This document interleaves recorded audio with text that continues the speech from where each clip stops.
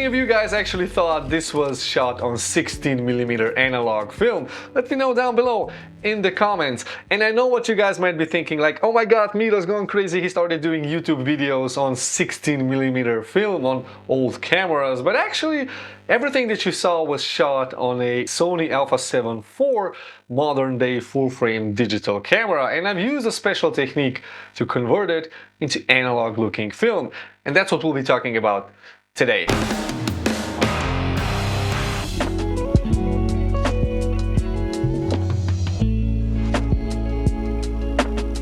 Now, even though the digital era is here, film has not been forgotten. Now, some of the most world-renowned directors like Quentin Tarantino, yeah, that's really where I'm coming from, still use film on their motion picture sets. And there's a very special reason why film is chosen instead of digital. Now, as digital cameras are really practical to use, and you take away all of the storage issues with SSDs and hard drives, and most importantly, you can retake every shot as many times as you want. Considering the storage, it's not a big issue. Now keep in mind that most studios still rent their cameras, and there's like a time limit of how many takes you can take per take, otherwise everything just takes too long, and well, you have to pay extra money for the camera rentals and studio rentals. But if you're shooting on film, then literally every second of your video captured costs money, and there's no erasing and retaking it. Once it's recorded on film, it stays there. If it's a mistake, if it's something that you're not going to use, well, you just have to live with that, just like with analog photography. You know, remember the days when you had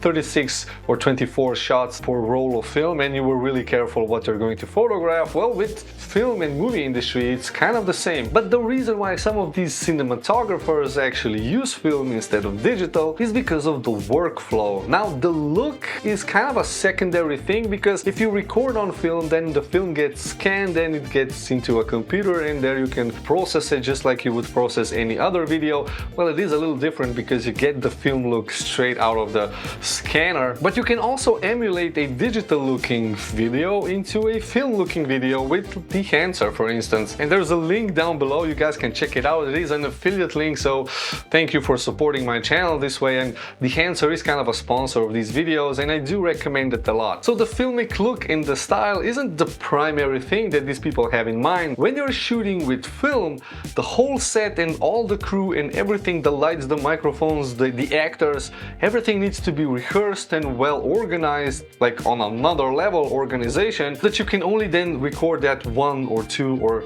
3 takes. Otherwise, you're just throwing away film, which, well, actually costs a lot. Now, the only mass-produced film in the film industry is the Kodak Vision 3, and a roll of that 35mm film is, well, it costs this much, and you get just a few minutes of film recording on that one roll. So you're literally paying money to actually get a recording done. Whereas with digital videography, well, you know, it doesn't really cost anything to press record and to have something recorded. Again, renting the cameras, renting the studios, and the whole motion picture saga goes into play, but it's so much easier to do things like this. A man thing.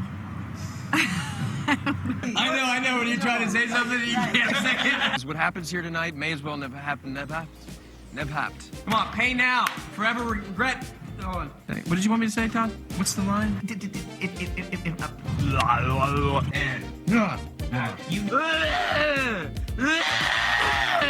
If you're shooting with digital, because you can retake every shot as many times as you want, and then you can choose which one is the best one in post-production, and that's how things are actually done. But with film, well, you want to get that one shot right and not have 10 takes for every single sequence, although it's still that's how it's done. But it's far fewer takes than digital, and you really, want to make everything short. And from a director's perspective, that's actually a cool thing, because if you're directing something, you want things to be organized, you want people on the set to take things really seriously, and when money is literally rolling through the camera, you want to get the job done as fast and as efficient and accurate as possible. So this is why film is still being used today. And well, throughout this video you've been seeing clips that I shot with my digital camera and made the film emulation look with dehancer. And again, if you want to try dehancer out, use the link down in the description, and I'm gonna do a whole video as to how you work with this plugin in Davinci Resolve in the following following days, so make sure you're